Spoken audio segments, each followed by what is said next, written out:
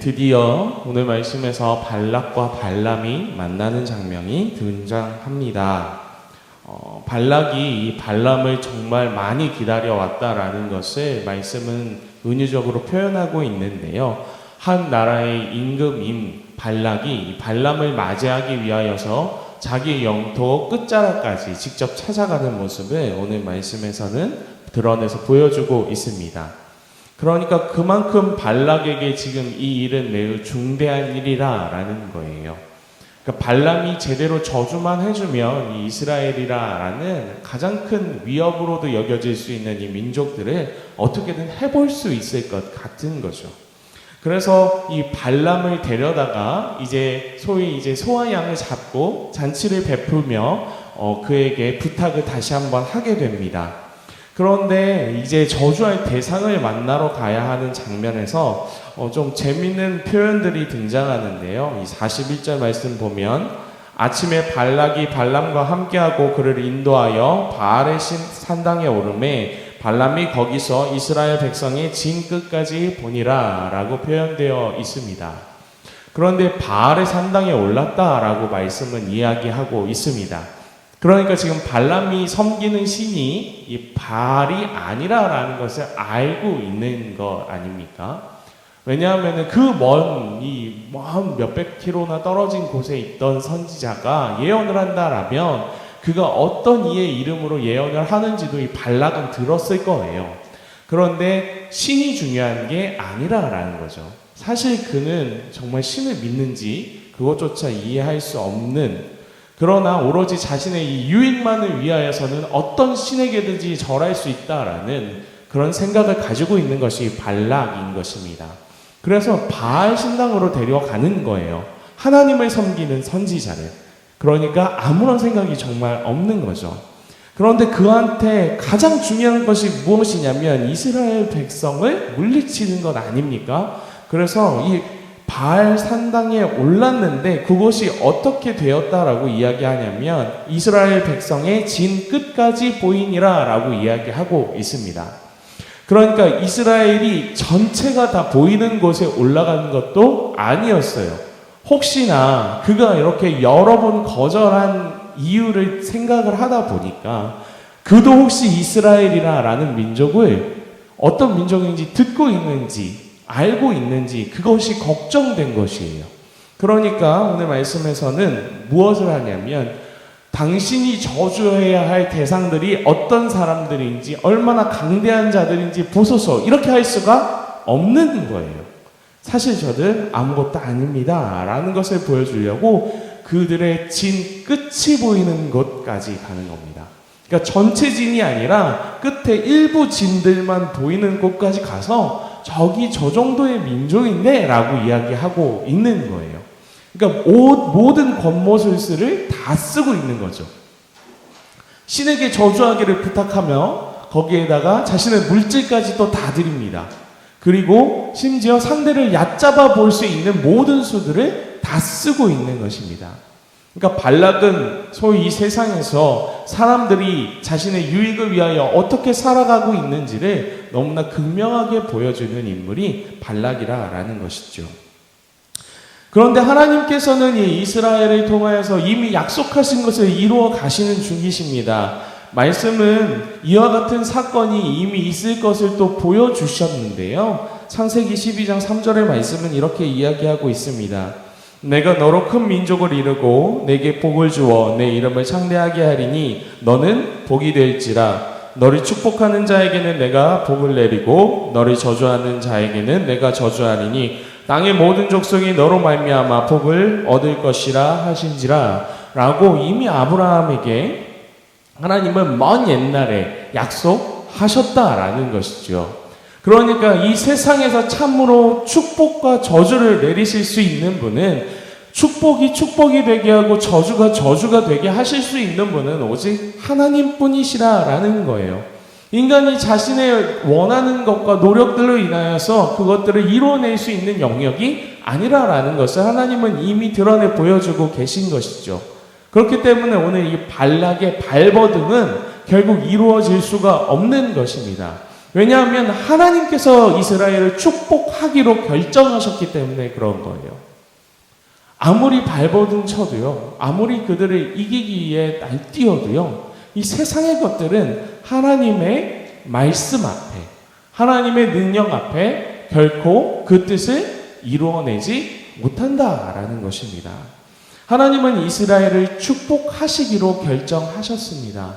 그리고 오늘 그를 향하여 나오는 그 모든 저주의 말씀을 말을 내뱉기 전에 이미 끊어버리시는 하나님의 모습을 우리는 발견할 수 있는 것입니다.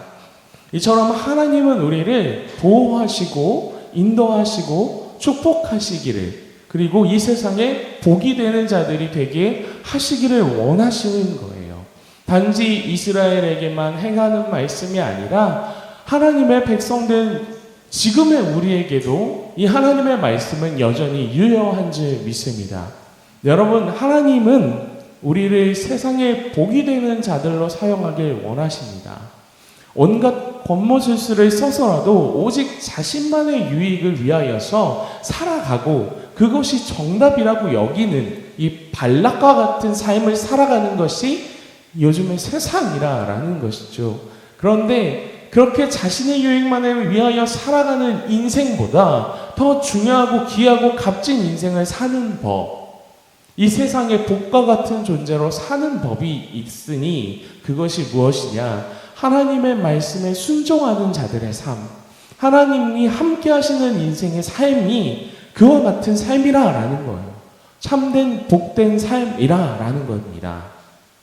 그렇다면 여러분, 너무나 당연하게도 우리는 하나님의 말씀에 순종하는 삶을 살아내야 되는 것 아니겠습니까?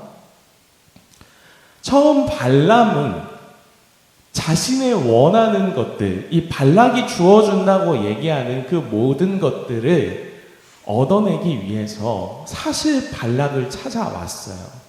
그가 하나님의 말씀에 가라라고 이야기하는 그 말씀 한마디를 가지고 쫓아왔지만 사실 하나님이 말씀하신 것이 중요한 것이 아니라 그가 여기에 왔을 때 얻어낼 수 있는 부가 중요했다라는 것, 우리가 혹시 지난번에 말씀을 함께 나누어서 기억하고 계신지 모르겠습니다. 그러나 그가 오는 그 길에 하나님의 천사를 만나고 다시 한번 하나님의 말씀을 듣게 되었을 때 그는 말할 수 없는 거예요. 분명히 하나님께서 이스라엘을 향한 뜻이 어떠하신지를 그가 깨달았기 때문에 이제는 정말 하나님을 만나게 된 것입니다. 정말 하나님의 뜻을 알게 된 것입니다. 그렇게 그는 이제 더 이상 발락의 환대에도 불구하고 그의 말에 순종할 수 없는 것입니다. 세상의 말에 순종할 수 없는 것입니다. 그래서 그는 계속 발락에게 이야기하는 것입니다. 내가 말할 수 있는 것이 아니더라라는 거예요. 하나님께서 말씀하셔야 하고 오직 그 말씀대로만 나도 말해야 하고 그 말씀대로만 이루어질 것입니다 라는 것이 발람이 오늘 계속 주장하고 있는 것이지요. 그리고 결국 그의 입에서 나오는 것은 무엇입니까? 하나님의 말씀이에요. 하나님의 말씀이에요.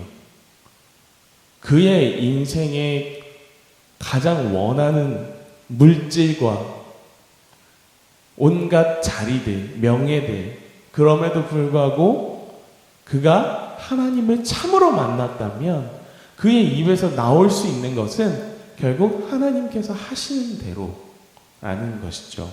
여러분, 우리는 정말 하나님을 만난 자들인 줄 믿습니다. 우리 이전의 삶이 어떠했던지 우리가 임의로 이 하나님의 말씀으로 하나님의 이름으로 무엇을 행했던지 그것이 중요한 것이 아니라 정말 하나님을 만난 사람들은 그 이후의 삶의 모든 말과 행동들이 결국 누구에게 순종하게 되는 거예요? 하나님에게 순종하게 되는 것입니다. 세상에 자신이 중요하게 여겼던 그 모든 것들을 더 이상 따를 수 없는 것입니다. 하나님의 말씀에만 집중하고 하나님의 뜻대로만 살아갈 수밖에 없는 거예요. 그것이 바로 정말 하나님을 만난 자들의 삶인 줄 믿습니다. 여러분, 우리가 발람의 모든 것을 본받을 필요는 없겠죠. 왜냐하면 그는 이방인이었고 하나님의 이름으로 예언하는 자였지만 자기의 사리와 사역을 위하여서 하나님에게 계속 물어보던 자였잖아요. 그럼에도 불구하고 오늘의 발람의 모습은 우리가 닮아야 할 필요가 있는 줄 믿습니다. 이 세상 가운데서 말 한마디만 하면 되는 거예요, 여러분. 행동 하나만 하면 되는 겁니다. 그렇다면 더 많은 부와 명예가 주어진다라고 이야기하는 그런 유혹들이 올 수도 있는 거죠. 그럼에도 불구하고 그 세상을 향하여서 내가 오직 여호와의 말만, 하나님의 말만 당신에게 전하겠습니다. 오직 하나님의 뜻대로만 행하겠습니다. 라고 말할 수 있는 그런 자들이 되길 소망합니다. 그것이 참으로 하나님을 만난 자들의 삶인 줄 믿습니다. 그래서 오늘 이 새벽에 다시 한번 우리 기도하며 나아갔으면 좋겠습니다. 하나님, 나를 붙들어 주시옵소서. 이 걸어가는 모든 길들 가운데서 내가 하나님을 알기에 하나님만 찾을 수 있는 자들 되게 하여 주시옵소서. 하나님을 알기에 하나님이 하신 말씀대로만 살아갈 수 있는 인생 되게 하여 주시옵소서라고 우리의 믿음을 다시 한번 하나님 앞에 드리며 기도하며 나아가는 이 새벽이 되길 소망합니다. 우리 함께 기도하겠습니다.